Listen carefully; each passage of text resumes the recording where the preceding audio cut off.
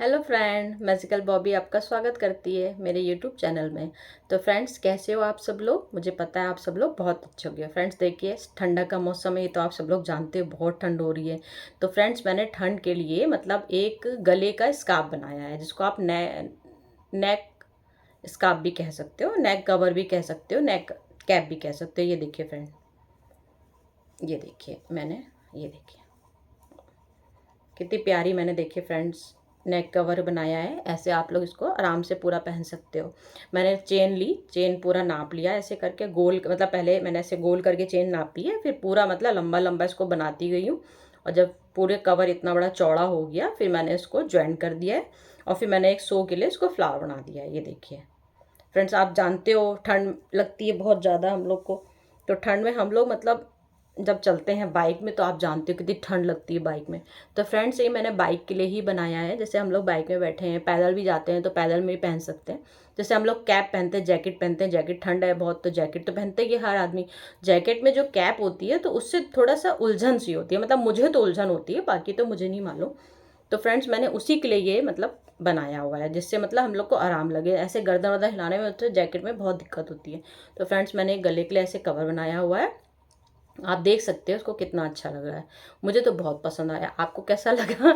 पता नहीं, वैसे तो मुझे पता है, आप कमेंट करोगे तो पता चल ही जाएगा कि कैसा लगा आप लोग को। तो फ्रेंड्स, आप जैसे आपने ये गले में पहना, तो फ्रेंड्स इसके दो फायदे हैं। मतलब आप इसको नाक ऐसे करके मास्क में लगा सकते हो, आजकल जैसे कोरोना टाइम है और वैसे भी ठंड हो रही है, मतलब दोनों काम हो सकता है। मास्क का काम भी हो जाएगा, ये आपका नाक में भी कवर हो गया, नाक कान दोनों कवर हो गए। फ्रेंड, फिर जब आप जैसे बाइक में जा रहे हो, एकदम से मतलब थोड़ी देर में लगता है ना जैसे घुटन सी हो रही है, तो अगर आपको इसे पहनने से थोड़ी देर में घुटन लगे, तो आप नाक के नीचे कर लो, फिर आप ऐसे कर लो। फिर आपका मन लगे अरे यार बहुत देर हो गई, थोड़ी सी उलझन सी हो रही, तो आप इसको फ्रेंड्स बहुत मैजिक मैजिक वाली चीज़ें कर सकते हो। ये देखिए, ये देखिए, आप इसको आराम से इसको कैप बना सकते हो। देखा फ्रेंड्स आपने? देखिए कितनी प्यारी कैप बन गई, मतलब पूरी ही कैप है ये। मैंने कैप जैसी ही बनाई है, बस इसको ऊपर से खोल रखा है, जिससे मतलब आप आराम से गले के नीचे तक पहन सकते हो। तो ये मेरी पूरी कैप तैयार होगी। और फ्रेंड, जैसे आप जानते हो कि मतलब कैप तो मैंने आपको दिखा दी, नेक की कैप। तो फ्रेंड्स, अब मैं क्या करूँगी, आपको स्टोरी सुनाऊंगी। चलें फिर पहाड़ों की रानी के पास। समझ गए ना आप? पहाड़ों की रानी मसूरी में। जैसे कि आप जानते हो पहाड़ों में, मतलब मेरे पापा मसूरी में उस समय ITBP में पोस्ट थे।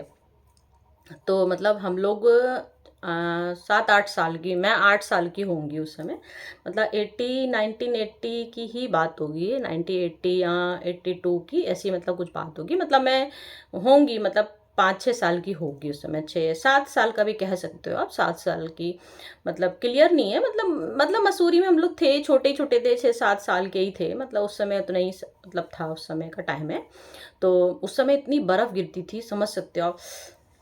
चारों तरफ ठंडी ठंडी हवाएं, बर्फ गिर रही है, मतलब स्नोफॉल। आप तो जानते हो जैसे स्नोफॉल होता है, सब लोग को कितना मजा आता है देखने में। अरे वाह वाह, मतलब हम लोग जब पहाड़ों में जाते हैं तो कितना मतलब पैसा खर्च करके जाते हैं सिर्फ स्नोफॉल देखने के लिए। लेकिन आप ये सोचिए कि वहाँ के लोग कैसे रहते होंगे, वहाँ पे इतनी ठंड में कैसे काम करते होंगे, ये आप सोच सकते हो कभी? अगर आप सोचिए तो मतलब आप लोग सोचते रह जाओगे कि मतलब ठंड में चारों तरफ सिर्फ बर्फ ही बर्फ है। खाना आदमी कैसे बनाता होगा, पानी कैसे पीता होगा, नहाता कैसे होगा, कपड़े कैसे धोता होगा, सब कुछ काम पानी से। और जहाँ पानी नहीं होता वहाँ सिर्फ बर्फ बर्फ होती है जहाँ पे, तो पानी नहीं होगा, तो आप सोच सकते हो क्या हाल होता होगा लोगों का। तो फ्रेंड्स, उसी समय मसूरी जब हम लोग रहते थे, तो वहाँ पर भी कुछ महीने मेरे ख्याल से नवंबर नवंबर दिसंबर जनवरी फरवरी, 4 महीनों में समझ लीजिए, 4 महीनों में जमीन आसमान एक हो जाता था। मतलब वहाँ पानी हम लोग को दिखता ही नहीं था, चारों तरफ से बर्फ ही बर्फ रहती। तो मेरी मम्मी इतना परेशान रहती थी बेचारी।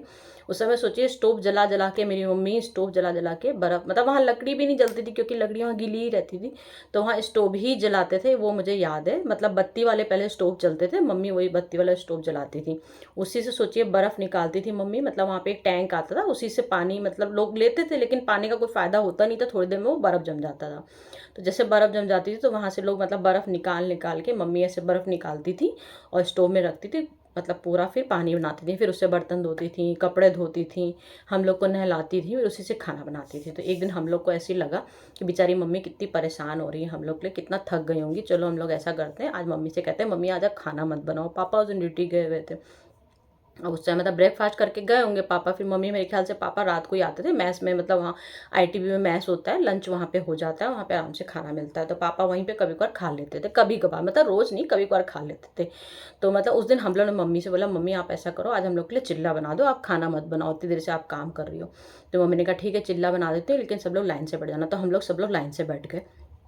मम्मी ने चिल्ला जल्दी जल्दी से मतलब आटा घोला, चीनी घोली और चिल्ला देने लगी। तो मतलब सबसे पहले भाई की बारी आई, भाई को दिया, दीदी को, जब मेरी बारी आई तो मैंने बोल दिया मम्मी मुझे नहीं चाहिए। मम्मी बोली हैं इतनी शरीफ कैसे हो गई तुम? तो मैंने कहा हाँ मम्मी आज आप छोटे को दे दो, बाद में मुझे मैं खा लूँगी।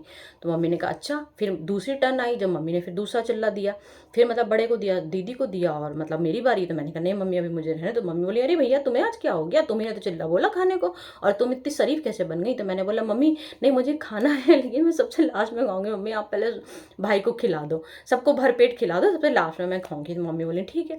और आप सोच सकते हो बॉबी की चाल क्या थी, मतलब सब लोग खा लेंगे तब सोचो अकेले मैं बचूंगी, सब कुछ चिढ़ा चिढ़ा के खाऊंगी। मतलब मैं इतनी खुश हो रही थी मन ही मन में कि मज़ा आ जाएगा, सबको चिढ़ा, जब सबका खत्म हो जाएगा मैं चिढ़ा चिढ़ा के सबको खाऊंगी। सब लोग की मतलब सब लोगों ने खा लिया, फिर मेरी जब बारी आई मम्मी ने मुझे दिया, तो मैं बड़े खुश होकर, बड़ा खुश, आय हाय मज़ा आ गया, अब तो मेरी बारी, सिर्फ मेरे पास है, चिल्लाओ।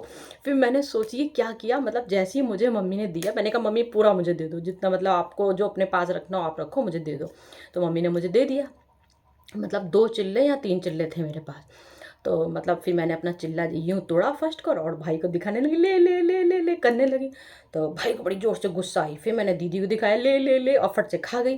फिर छोटे भाई को दिखाया, ले ले ले करके फट से फिर खा गई। तो भाई को बड़ी ज़ोर से गुस्सा आई। भैया ने कहा क्या बदतमीजी कर रही हो, खाना हो खाओ, नहीं खाना है तो दे दो हम लोग को। तो हमने कहा खाना कैसे नहीं है, तुम लोग का तो खत्म हो गया, तुम लोगों ने तो खा लिया, तो अब मैं नहीं चिढ़ाऊंगी क्या तुम लोग को, तुम लोगों ने सबने खा लिया, अब मेरी बारी है, तो मैं तुम लोग को चिढ़ा चिढ़ा के खाऊंगी। तो भैया ने कहा अभी बताते तुमको, अगर तुमने फिर से बदमाशी करी तो बताते हैं तुमको। तो अब फिर मैं डर के मारे सोची बाहर चली गई, जल्दी से बाहर गई, और मैंने बाहर से ऐसे मतलब जल्दी से बाहर चली गई, जिससे भैया मुझे डांटे ना। और मैं बाहर चली गई, मैं बाहर खाने लगी दिखा दिखा के, मतलब जो वहाँ लोग जा रहे थे उन सबको दिखा दिखा के खाने लगी। तो वहाँ पे ऊपर पेड़ में खूब बड़ा सा मोटा सा बंदर बैठा हुआ था, वो मुझे देख रहा था बहुत देर से। मैंने जल्दी से उसको यूँ दिखाया, ले ले ले, और करके फट से खा गई।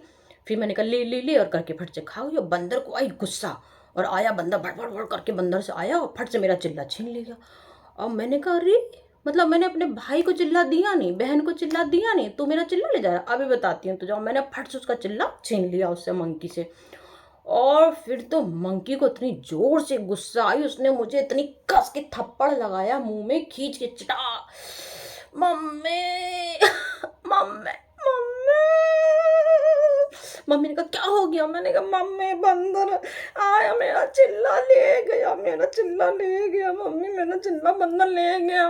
मम्मी ने कहा और खाओ बाहर, किसने कहा था बाहर खाने को, मना किया था, बाहर अच्छे बच्चे नहीं खाते, घर के अंदर खाते हैं, तो जैसा तुमने बाहर खड़ी होके खाई बैठी। तो मैंने कहा मम्मी मेरा चिल्ला और खाना। मम्मी ने कहा अब तो खत्म, गैस भैया स्टोव हमारा ख़त्म हो गया, बुझ गया स्टोव, हम दोबारा उसको नहीं जला सकते हैं, अब तुम रहो ऐसी, ब्रेड वेड पड़ी है, ब्रेड खा लो, बस हो गया।